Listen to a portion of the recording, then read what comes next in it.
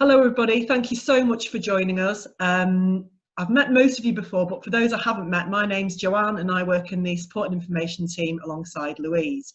If you could just keep yourself muted whilst Kate's talking, it just helps cut down the background noise. We'll also be recording the webinar so we can upload it to our YouTube channel. So if you don't want your image to be seen, just turn your camera off. There'll be a chance to ask Kate questions at the end of the webinar, so if you just want to pop your question in the chat and we'll come to those once she's finished her talk. I'll now pass you over to Louise, who's going to introduce Kate. Thanks, Jo. So I can't believe I'm saying this, but today marks our final support and information webinar of this year. And really we started the webinars when lockdown hit in the spring to bring people interesting, informative talks in replacement of our two planned conferences, which sadly have had to be postponed because of the pandemic. However, it is safe to say that moving over to a virtual format has been nothing but a massive triumph, and the level of knowledge, passion and sense of community that we have witnessed webinar after webinar has been nothing short of amazing. So we're joined today by Kate Surman, who, after only all meeting relatively recently, has already left quite an imprint on Jo and I.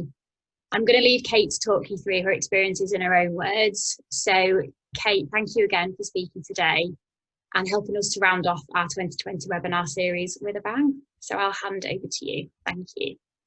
Thank you very much for having me. I'll first try by sharing my screen. I'm a complete technophobe, so let's just see how that goes to start with. There we go.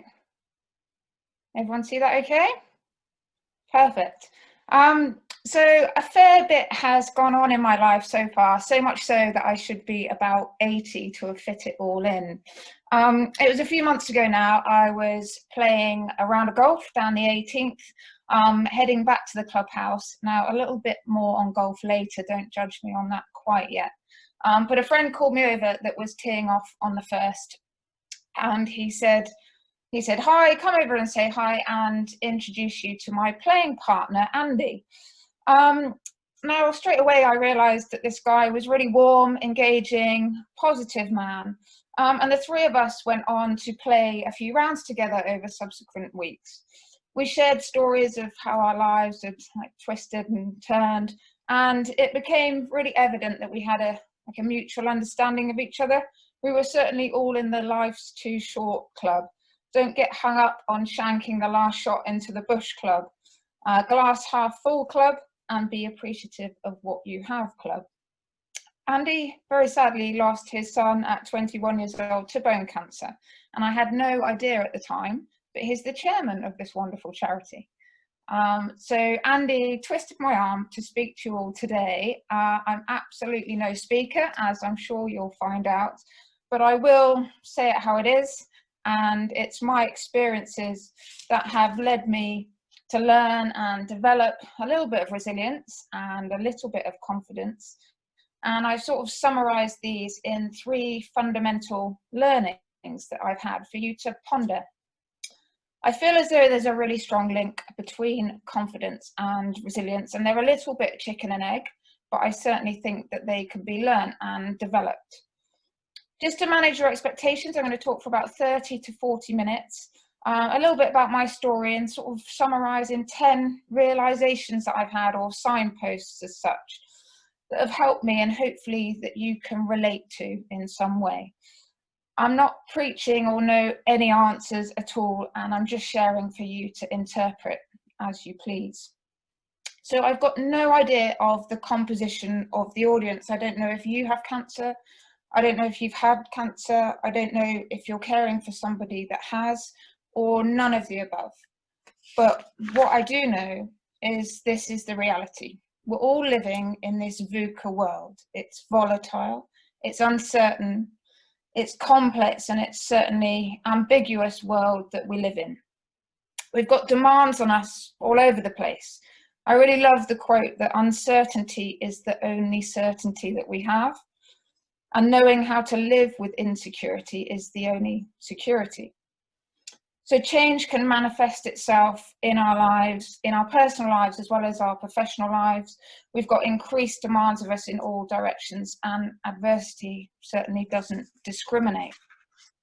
I unfortunately found this out at the age of 29 years old firsthand.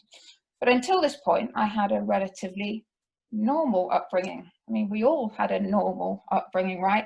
And it's only now that I realised that not every 7-year-old would drive the truck around the fields whilst their dad shot pigeons off the crops on the way to primary school. And not every 8-year-old would have a turkey hospital nursing injured and ill birds so they'd make it to the Christmas dinner plate. And not every 9-year-old would be dropped off in a field of wallflowers with a garden hoe on a Sunday to weed the whole field to earn their Sunday dinner. And not every 10-year-old would request Massey Ferguson overalls for their birthday and eagerly await the agricultural engineer to turn up to help pass them spanners and fix the dilapidated machinery fleet on the farm. So primary school turned into high school, and driving trucks around the field sort of turned into driving tractors and large machinery. And the farm workers teasing me turned into me sort of directing them where to tip the next load of wheat or managing their hours on the farm. And this all led to the inevitable conversation, Mum, Dad, 16 now, I think I want to leave school and work on the farm. To be told, don't be so stupid, go and get yourself an education first. So I joined the army instead. Things were a little different to Oxford High School for girls, where I wouldn't say boo to a goose. I did an engineering degree sponsored by the army. I went to Sandhurst, which is a world-renowned centre of leadership at the same time as the Princes, Will and Harry, if you remember that all over the papers. I commissioned into the REME, which is the Royal Electrical and Mechanical Engineers, and I deployed to Iraq, to Afghanistan, commanding 110 soldiers, providing equipment support across Helmand for thousands of vehicle platforms and weapon systems. I was lucky enough to do a Nepali language course and command Gurkha tradesmen as well. And there was lots of sport. I lived for my sport, and the opportunities were incredible. Predominantly, I played hockey and rugby representing the army, but one of the most amazing opportunities was representing England playing a sport called kabaddi. We got to enter the first ever Kabaddi World Cup that they allowed women to participate, and it was amazing to be part of a real sort of turning point in women's rights and the cultural shifts in India. So we went out to the Punjab for 2 weeks in India. Now, what's Kabaddi, I hear you say?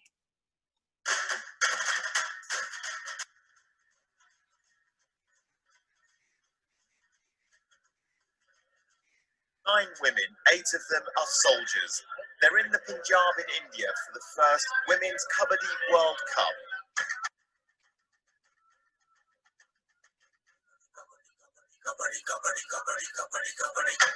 The sport involves 2 teams taking it in turns to go into each other's territory.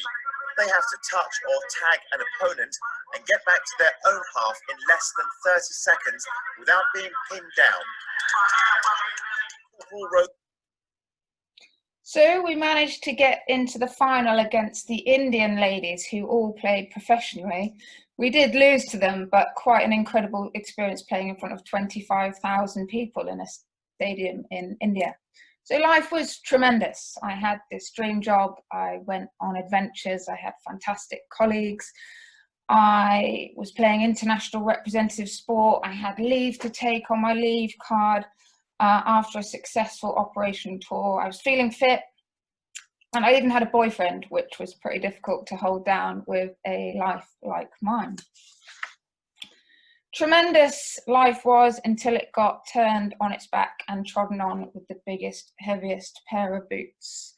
At just 29 years old, it was as if I myself had trodden on an improvised explosive device when the consultant told me that the toothache and pain that I'd been having and experiencing was in fact a malignant tumour that had eaten its way through my jaw and required immediate intensive chemotherapy and life-changing surgery to remove it and rebuild it using my left leg. A 1 in 2 million rare form of cancer. Why me? Was I riddled with it all over my body? How would I do my job? I'd let people down. Would I ever wear uniform again? I felt as though my mind was like the clear blue sea being contaminated by thick, black, lumpy oil, unable to see a way out. So I had 6 months extensive chemotherapy. I also had, before that, my ovary removed because there was no time to harvest my eggs.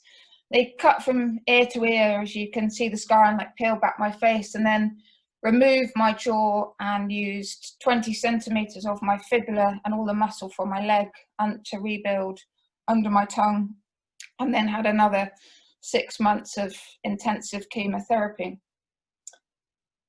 I had done it before though. I had faced fear, I had faced pain, I had faced uncertainty, dealing with the string of losses of my career, my home, my fertility, the loss of hair, my smile, my teeth, and my ability to play sports, all in close succession, was a massive physical battle, yes. But it was the easy bit to some extent. The mental battle was key. Couldn't look in the mirror. So when we're faced with this challenge, they invariably present themselves out the blue and they shock us. And first and fundamentally, we need to survive. So that's at the bottom of the stairs. Then we need to adapt to a new system and adjust ourselves. Then we need to recover and not just bounce back to how we were, but bounce forward and grow and thrive in the face of adversity. So this surviving, adapting, recovering, and growing is about being resilient, and that's almost forms the definition of resilience as well. It's the ability to be happy and successful again after something difficult or bad has happened. So in order to climb up these stairs of resilience, I think we need to have a resilient mindset as well. And I love the concept of having like a reservoir of mental strength that we need to dip into when we need it. And we need increased self-awareness of ourselves. What do we need? We need a positive vision to strive towards, and we need a little bit of energy and optimism to work towards that vision or goal. So this helps us climb the stairs to not just survive, but prosper as well. And I think I've found out that I need to take heed of the three fundamentals that I've developed. And the first one is resilient people know that suffering is part of human existence. So essentially, resilient people know that shit happens. Now, I've discussed that with Joe and Louise, and they reckon that that isn't a swear word, so that's all right. So resilient people know that shit happens. So what will help us adopt this mindset? And for me, the first is acceptance. And I really think that Matthew Mahoney puts it beautifully whilst addressing the graduates of the University of Houston. And this should come up on the Jumbotron. Life's not easy. Is it up there? Life is not easy. It is not. Don't try to make it that way. Life's not fair. It never was. It isn't now, and it won't ever be. Do not fall into the trap, the entitlement trap, of feeling like you're a victim. You are not. Get over it and get on with it. And yes, most things are more rewarding when you break a sweat to get them. I like this quote that peace is a result of retraining your mind to process life as it is rather than as you think it should be. That word should. So for months I'd compare myself to the old me. I couldn't show people photos other than say, oh, this is what I used to look like, or the pace that I used to be able to run at, or how high I used to be able to climb. But when I could accept the new normal, the new short-haired, weaker, slower, toothless, but alive me, I could then move forward. And I was lucky enough to be part of the Warrior Games, which is for sort of wounded, injured and sick veterans to compete again. And it's where Harry got the brainchild of the Invictus Games. And that really helped me with that acceptance process. A biggie for me was, one of my biggest learnings is manage your expectations. And I still try and do that now. I expected to keep my long, precious, albeit ginger locks when I had chemo. I expected to organise social events between chemos when I expected to feel well. I expected to be seen by consultants within half an hour of my appointment time. I expected to get some form of teeth within 6 months of surgery. I expected the army to give me a fitness test and said, if you can run to A to B in a certain time, then you could continue your service. I expected to remain with the man I'd gone through all this with and have a family one day. I would organise social activities between chemos based upon when I should feel well, and then I'd be beside myself with disappointment if my blood neutrophil levels were too low and I couldn't have chemo when it was scheduled and knocked everything out of sync. I'd go to hospital appointments with timings to meet afterwards and then got so angry if the consultant was late, or I'd spend all morning or afternoon wasted, in my opinion, sitting in the waiting room. I'd push consultants as to when I was going to get teeth, and it wasn't fair. But in reality, and I can only see this now, chemo needed to be the priority, and I needed to be grateful for it whenever I could have it, as it ultimately saved my life, and zero social plans would be made without it. Consultants would only be late if they were held up by a patient that was an emergency or in a worse state than I was. Surely I should be grateful. I still don't have bottom teeth 5 years later. My mouth's still repairing and changing shape, and technology's changing all the time, but there are more options available to me now, and I'm in a more stable state to receive the best option. And as for James and I, that I was with for 5 years, he was never right for me, so very fortunate that he upped and left one day. But in short, having to overcome all this bitterness and anger, learn to manage my hugely high expectations and put my life into perspective, find the good and positive in everything, was the only way forward. Do something that scares you. So before any important football match, or to win the league, or a theatre performance with a paying audience, we practice and we rehearse, and it sort of goes without saying. I think we need to do the same for our own bodies. It needs to know what a challenge is going to feel like. Our minds need to know how it makes us feel. What do we need to do? Do we freeze when we hit a height? Am I scared of the dark? Can I spend 24 hours plus on my own? The army gets it right, I think, with this concept of adventurous training, and they put soldiers and their leaders through activities to bond them through a challenge together and learn a lot about what you would do when you're faced with real adversity. So I needed to do the same. And in February last year, I petrified myself every single day by hiring this bike on my own, riding the length of Patagonia through Chile and Argentina. The sights were absolutely stunning. I would wild camp by the side of a lake, do a little bit of yoga and a swim in the morning before getting back on my bike and seeing what else was ahead. It was beautiful, but it was also vast, dramatic, cold, treacherous, and lonely at times. This may look beautiful day, but when I crossed the border from Chile into Argentina, the wind was something else. I got knocked clean off my bike, which shook me up, and then I endured 125 kilometers, clinging on for dear life with no escape from the wind. It was absolutely brutal.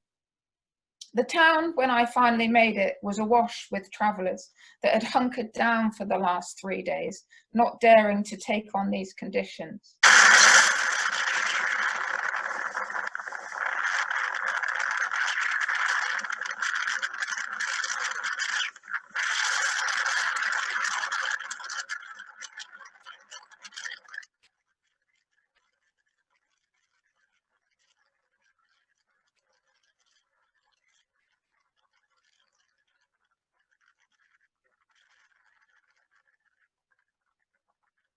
No wonder I hadn't seen anyone on the road that day. So this experience, along with the next day, which was the only day that I spent with any company, really helped me. But I ended up helping an Argentinian biker who had geared up for this trip for 10 years, apparently, who broke down when we were in the middle. I mean, don't mean break down physically, but emotionally, when we were about 100 kilometers from any form of civilization off-road. And he said, Kate, I can't go on any longer. And then we're in a hailstorm, and the German biker who was on the bike on the right, he flipped his bike over and all his luggage ended up on the floor, and I had to help him lift his bike up and put all his kit down and brush him down. And all this made me realize that I could do it and I could take on the world. So the next fundamental: resilient people choose where to focus their attention. We need to focus on things that you can change, not what you can't. And we're very good at sort of tuning in on the negative. What made me realize this? We need to take control of the controllables. I did a really interesting exercise. I was sent to Headley Court, which was the Army Rehabilitation Centre at the time, and I'd sort of slipped through the net a little bit, and it's maybe about a year and a half after my last chemo, when I was still sort of really angry and bitter and recovering. And they put me into a room with some other people, much against my will. And mindfulness was a bit of a buzzword at the time. We're going to do some mindfulness. What? I'm not interested in this at all. We're going to do this exercise, and I want you to write down everything in your head. Like, ready? So there was a blank page in front of me, and I got scribbling. When am I going to get out of here? I hate it here. Am I ever going to do my job again? Will I ever feel fit and well to play the sports that I love? Where was I going to live when the army medically discharged me? How would I work if I still had all these hospital appointments to attend? Will my scars ever fade? Will I ever get any teeth again? I hate the fact that I can't smile. My hair makes me look like a boy. I hate it. I then got asked to mark everything I'd written, if it referred to the future, the past, or the present. And I began to realize, and the penny began to drop, but every single thing I would put down was all about the things that were in the future that I had absolutely zero control over. So don't worry about something you can't influence. Put it on the shelf. I didn't think one time about the here and now. Don't try and be something you're not. This was a lesson that I learnt at my first posting in Germany.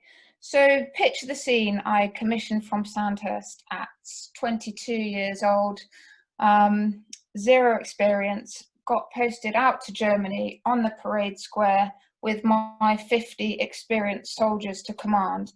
And that day also happened to be the first day of pre-deployment training to go to war in Iraq. I had a very fierce Glaswegian staff sergeant that was supposedly my right-hand man, and he was very protective of his boys. I wasn't good enough. What would little old me bring to the party? I didn't have enough knowledge, enough experience to do this. I couldn't run fast enough. I couldn't lift enough weight. I can't down a pint quick enough. I couldn't see my value in any way. But the day there was an incident and shoulders got sloped and ultimate responsibility fell to me to sort it out, the day a career course was needed to be organised, the day a report needed articulating for a deserved promotion, the day an understanding ear was needed, I realised that every member of that platoon had its place and brought something to the party. So really, it's not who you are that holds you back, but who you think you're not. I thought that was quite a pertinent quote. And everybody has their strengths and weaknesses, and it's only when you accept everything you are and aren't that you truly succeed. And the whole concept that you need to value yourself before you can expect others to do it. So the next signpost for me is avoid limiting behaviours. I always remember on the hockey pitch, I used to do a bit of a storming run down the wing, a bit of skill to beat the opponent, and then I'd lose confidence and I'd knock back myself and I'd turn back into that stick of the defender, putting a barrier back in my way. I'd also hear it over and over again when I take groups on command tasks, on leadership development courses that I do. Like, you can't touch that rope, or you can't pick that up, or we don't have enough time. When none of these things were the problem at all, but they were perceived to be hindering the performance. So often what's holding you back is the belief that something is holding you back, and sometimes you just need to get out of your own way. I'm not sure if anyone knows who this is, but it's Roger Bannister. Breaking the 4-minute mile became an absolute obsession amongst middle distance runners for years and years and years. And back in 1861, a time of 4.5 minutes was recorded. And then in 1923, 4 minutes 10 seconds was recorded. And then in 1945, a Swedish man got it down to 4 minutes and 1 second. Psychologists said that it was not only not possible for a human, not physically possible, but it was also dangerous to your health. You'd self-combust or something like that if the body got to over 4 minutes, over a mile. But in 1954, the 25-year-old medical student, just a few miles from here in Oxford, attempted the impossible. And how long till it was beaten? Once Bannister proved that it was possible and all the limits were lifted for others, the record was battered by an Australian only a month later, and several people since. Visualizing success. I'm sure we've all heard people talk about the fact that the brain can't process a negative, and if we say don't think of a pink elephant, you're all thinking of a pink elephant. Well, it's the same with our plans, our dreams, and our desired outcomes. Try not to think of what you don't want, but what you want, in order to start climbing those stairs of resilience. I realised I was an absolute sucker for doing it or not doing it when purchasing this pair of Wellington boots. Now, I'm a farm girl, I'm a clay shooting instructor. It's very important to have a good pair of Wellington boots, but they're quite expensive. They're over £400, and I sort of just resented spending that money, to be honest. So I put up with my leaky, baggy, horrible ones that I had for so long, and then started looking on eBay. And one day I came across this very pair, which seemed to be amazing. I was quite particular. They had to be a full zip, they had to be a lady's fit, leather lined, the right calf measurement, so they weren't baggy on my legs, a ladylike size 8, which is quite difficult to come by, and ideally half RRP price. And there they were. My point is that at no point I ever visualized success, but all the what ifs. What if they don't fit? What if this is a scam? What if I don't like them? Every other scenario possible, then there's a nice new pair of fitting wellies. Aren't I lucky that they're there on eBay? So it made me realize that I used to do that often. But early on here in this next little clip, it shows that I was able to set my sights on a vision for success. And it was during my involvement with a charity very close to me called the On Course Foundation. So I've been playing about a year and a half now, and I play off 22. I really would love to be the first girl to play in the Simpson Cup, which is one of the On Course Foundation's highlights of the year. So I've got to play off 18 to have a shot at that. So still a little way to go, but enjoying it. So I don't know if I'll get in trouble here for plugging another charity, but the On Course Foundation saved me at a really low time. It's a charity for wounded, injured and sick service personnel to recover through golf. I was wearing a wig at the time, I had no confidence, I was missing my sport, and the charity allowed me to learn a new skill and a new sport, have an aim again and work on the handicap and be with people that understood me, that had also been medically discharged, that had also gone through a similar experience and also had scars on their face and wore denture plates. I went to qualifiers for the Simpson Cup, where the British form of the charity play against the Americans. I went for 3 years unsuccessfully, but I stuck with my vision of wanting to be the first lady ever in the team, and I managed to do it. Broke down a few boundaries and managed to represent GB at St Andrews, the home of golf, last year. So that was an amazing experience. Okay, fundamental number 3. Resilient people ask the question, does this help or does this hinder me? It's like one of those fault-finding flowcharts. Does the ignition light come on when you turn the key, yes or no?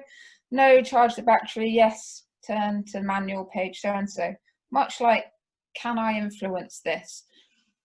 And therefore invest time and effort, yes or no? So this is the third and final fundamental. Does it help or does it hinder me? We need to protect ourselves. Have control over your decision making, the company you keep, and your mental and physical well-being is key. And the signposts that I used here that helped me discover this are as follows. Take care of yourself. So if I ask you the question, what makes you happy, would you know? Some people get that engrossed in the problem or the issue or the challenge that they forget and can't ever answer that question and therefore be in a place to grow up the stairs. Understand what makes you happy and perform to your best version of you and do all those things. I don't think it's selfish, although a lot of people think that's what it is. I know that I need to feel exercised. I know that I need to be in the countryside. I know that I need to laugh. I know I need to feel valued, and I need to feel fit to get beyond the survive step on that staircase of resilience. I particularly liked this quote. Talk to yourself as you would to someone you love. I'd never even thought of that concept, and I don't know about you, but I've got an inner dialogue that is really quite cruel to myself at times. So I really try and think about that. Talk to yourself as you would to someone you love. Help others. To achieve this sense of feeling valued and a sense of purpose again, following loss of a career and such sort of rigid structure in the army, I knew that helping others was what I needed to do, and it came several fold in rebuilding my life. I set up a small campsite on my family farm, and it allows people to come and escape the rat race of life and appreciate the simple things. I became a ski guide for Blind Veterans UK, and really made me appreciate that people are out there living in the dark and they laugh and smile, and it made me feel so humble being part of this wonderful charity and being around these wonderful people. I became a clay shooting instructor, particularly like giving novices and autistic children the experience of hitting their first clay and being out in the countryside. I do leadership development consultancy and leadership development workshops and work with a lot of ex-military people. So that's something I needed, to be around similar motivated people that had the same mindset as me, to make me feel happy and valued and develop other people at the same time. I've mentioned the On-Course Foundation, and now it's certainly something that I like to give back, and I'm now an ambassador of the On-Course Foundation. So, sorry, all these things enabled me to answer the question that everybody seemed to love asking me when I got out the army is, do you miss the army? And I finally got to the point where I could say no, because I've replaced everything I missed in my new life. Surround yourself by positive people.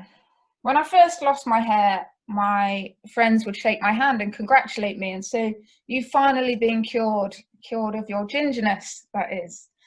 Every cloud has a silver lining, Kate, you're not ginger anymore. I also had a friend that used to regularly come and see me whilst I was on chemo, and his wife that evening was on one of a course of 6 electrolysis beauty treatments to get rid of unwanted hair on the bikini line, and he said, look at the positive, Kate, you've saved yourself 150 quid. We need a sense of humour, and that black military humour and sarcasm directly influences our mood and our ability to recover from difficult situations. Laughter relieves physical tensions and stress, and it relaxes our muscles, it boosts our immune system. You know yourself, some people you feel comfortable around and lift the room, and some are toxic and glass half empty kind of people. Surround yourself with the right positive people. So these are my 10 resilience signposts, as I've called them, that have led me, along with the resilient mindset, to come up with my 3 fundamentals. So as I started, I don't have all the answers at all, but I do have some tools and a little bit of awareness now to tackle the challenges I have ahead, namely replacing this horrible denture plate for a proper tooth one day, pursuing options to have a family using a donor, to trying to buy the campsite for my parents in a sustainable way to support them in their retirement, to smaller things like running the campsite from day to day in a COVID-safe manner, training my willful puppy, and working on an ever-increasing golf handicap. And also the challenges that are inevitable, unfortunately, that I don't know what they're going to be yet. I also hope I've equipped you with a few things as well, and I'm sure you've all had really interesting lives too, and you've got many tools in your toolbox already, and you can draw from all those past experiences that you've had. One of my all-time favourite statements is that failure is feedback. Walt Disney got fired in his early days for not being creative enough. Steve Jobs, the legendary founder of Apple, got sacked by his own company in 1985. And Bill Gates' first business failed drastically, later to become a man worth 12 figures. So learning to overcome setbacks and challenges sets the conditions for success and confidence later in life. Over to you. Okay, thank you so much, Kate. That was brilliant, absolutely brilliant. Could I just ask you to, yeah, that's it, stop sharing your screen. Thank you so much. That was such a personal, emotional and humorous talk. It was just absolutely fabulous. It's something that I'll certainly watch again, I think, so I can fully appreciate everything that you've said. I don't think we have any questions at the moment, so I'd like to ask you one. You talked about a resilient mindset. Do you truly believe this is something that you can teach yourself to grow and have, or is it something that you're born with? No, I certainly, it's that nature-nurture thing. I certainly think that it can be developed, and unfortunately, most developed after overcoming a challenge or experiencing adversity to then build yourself up and realize that you can do it. But certainly in things like I said, scare yourself and do something that challenges you and step out of the comfort zone, and it all builds your resilience, I feel. Yeah, absolutely. I need to think of something to do that's going to scare me. Burpees in a month. Yeah. Kate just did the burpees challenge and yeah smashed it. Yeah, absolutely. I think, Louise, you have a question, don't you? Yeah, although Andy Lewis has just posted one. Andy, do you want to unmute yourself? There we go. You can ask Kate yourself. There you go. Hi, Kate. Hey. Thank you for that. That was absolutely brilliant. Amazing. Really good. Sorry, it's my wife, Kate. Hello. We met on the golf course. Yeah. I think there's something about this talk that goes well beyond our bone cancer family. And I can see myself using it in many other situations, particularly I think, well, as you know, bone cancer does hit children. And I'm wondering how much your message of resilience and building inner strength will work with children, perhaps, you know, quite young children potentially, and how they could develop it from your experience. I'm really interested in working with children and sort of child psychology as it is. I do a lot of leadership development and would love to, well, I work with young adults, but I think leadership ties in with resilience as well, and it is exactly what youngsters need. And especially sort of living in a world now where things have to be just so, and people find it very difficult to deal with uncertainty. So I think it's quite a pertinent point, Andy, and if there's any way we can develop something or write a little program or work with children, I'd love that. I'll pass that one over to Louise, I think, but I think it's a fantastic idea. It really is. I mean, that's real support, isn't it? We said actually before Kate's talk that this webinar is for a lot of people to watch and to gain learnings from, and yeah, no, I completely agree. I really do. Tracy, did you want to say something? Hi. Yes, please. Hi, Kate. I hope I don't lose connection because it keeps freezing. But thank you. I really found that useful. But what I wanted to say to you was, I feel like we've got a lot of similarities. When you were talking about all the things like in the past, this is what I used to look like. This is what I could do. I'm still like that. I've actually done it this morning speaking to a physio. I was explaining to him what I was like before cancer. I was explaining this amazing fit person with healthy, and you know, I have found the image thing one of the biggest struggles, so I just completely got that. I also liked your control of the controllables, because when I was diagnosed and going through my treatment and people were saying, oh, you're so brave, I could never do it, and I said I've only had to make one decision, and that's the decision to have treatment. That's all I could control, that decision. Now I'm just leaving it in the hands of the experts. The only thing I can control is silly little things like remembering to pack enough things for hospital every time I went in. So I just kind of sat back and let them get on with it. And the third thing, the photo of your leg where you had your fibula removed is what my leg looks like now. Really? I thought, what's the picture of my leg doing up on the screen? Sorry, is it your left leg? My left leg, yeah. I call it my shark bite now to my godchildren. Yeah. I got mine off Bondi Beach, that's what I say. Yeah, it's I call it my donor leg, my leg that's donated everything to my foot. But I honestly thought something's gone wrong with my Kindle, my picture's just flat. I just asked a question, but I just wanted to say thank you. A lot of similarities.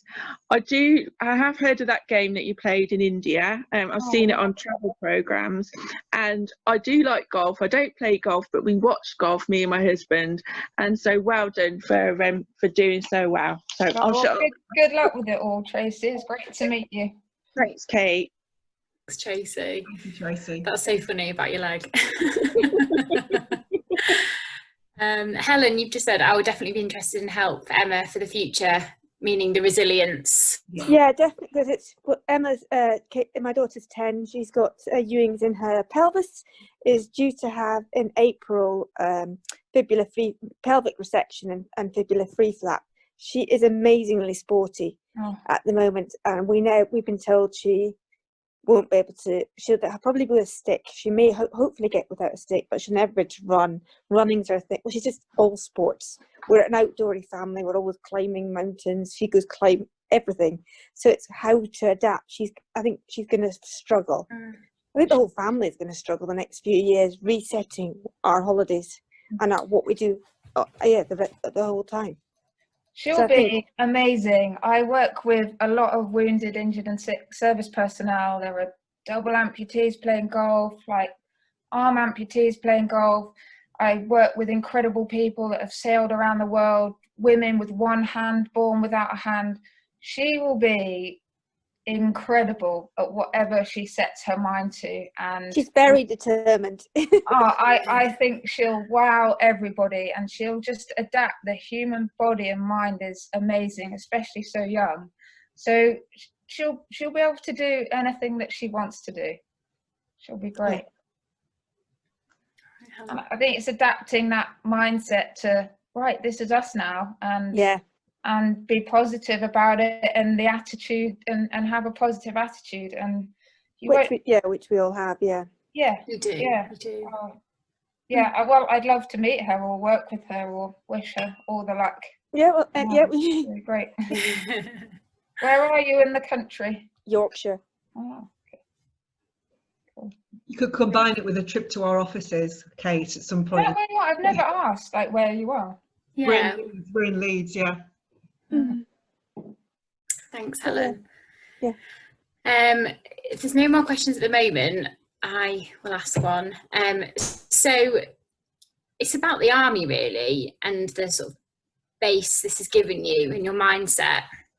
I was going to ask, do you think that having had the career that you've had has given you a deeper level of resilience and an appreciation of life before your Ewing's diagnosis? I think it certainly has, to some extent. I mean, my little story of being brand newly commissioned out of Sandhurst and turning up in Germany the first day of pre-deployment training to Iraq with all those faces looking at me for inspiration, and having to deal with the pain of Ewing's on tour in Afghan, just thinking I'd eaten too many sweets and getting on with it whilst people lost their legs and things. I think all of that has to help to some degree, but also I guess like growing up on the farm and Dad telling me to get up there and grease that combine or do whatever. I think a combination. Yeah, so I think it's certainly helped dealing with adversity and challenges, and again, like the black humour. And often we've been in places in the army that are a bit grim and not great, and it might be Christmas Day or whatever, and you find a way to turn it into a laugh. So all of that has to help. Yeah, definitely. And you mentioned to Joe and I early this week when we were having a little bit of a run through that you've done talks for women specifically in the army about developing confidence in their job roles. What advice would you have for somebody who is approaching, you know, big surgery or going through chemotherapy or coming out of it, who really is questioning their confidence of kind of moving back into life again? I think it's, well, I guess it's all those 10 points I've said, like try and not push yourself too hard, be kind to yourself, because the body has to recover, and just going through that. And that I took like chemo as my job, so I've got to go into work today, and that's how I got through it, I guess. And then not try and think you've got to go and run a marathon for charity as soon as you finish to prove to the world that, like, no, you just have to get on and do that and not overcomplicate things, and just be kind to yourself. And then it's about sort of accepting you for how you are. And it's so true, but until you can accept this is me and be proud of you and be able to smile and talk about it and show a picture of this is me, then how's anyone else going to be able to see that? And the beauty all comes from within, and it's all cliche and everything, but you know, and decent people will know that, and people that don't are not worth it. And I know we all say that, but it is true. It is. It goes back to what you were saying about surrounding yourself with positive people. Yeah. You surround yourself with the right sort of people. Yeah. I mean, Andy's a classic. Like, I knew that he'd been through something and had the attitude of positivity and what the hell, we just lost our golf ball, but let's have a laugh, it's a nice day. Whereas you don't want people thrashing around on the golf course getting annoyed with themselves and you, because they've probably not gone through something that's been difficult, and that's the worst thing in their day, is that they've lost a golf ball. It's just appreciate things and appreciate people. It's important. Absolutely. Thank you, Kate. Okay, well, I don't think we have any more questions. Is there anything else anybody would like to say? Tracy's just posted. Yeah. Sorry. Thank you. Yes. Absolutely, Andy. Absolutely. Yes, I would just like to say again from Louise and myself, a massive thank you, Kate. That was just wonderful and really inspirational. You know, we can't thank you enough. And I'd also like to say thank you to all the other wonderful speakers that we've had giving these webinars this year. They've all been fantastic. We have one more in the new year on the 21st of January, and that's with the Changing Faces team, which is a charity that supports families and young people who have visible differences. But then I think we're going to take a bit of a break because we're going to be concentrating on finding speakers for our webinar, our conference, which is hopefully going to be taking place next year. So it'd be lovely to actually see people in person rather than via Zoom. That's the hope anyway. So thank you all for coming. Hopefully we'll see you on the 21st. And if we don't see you before, a Merry Christmas to you all. Thank you. Absolutely. Bye-bye. Take care, everyone. Bye. Bye. Bye-bye.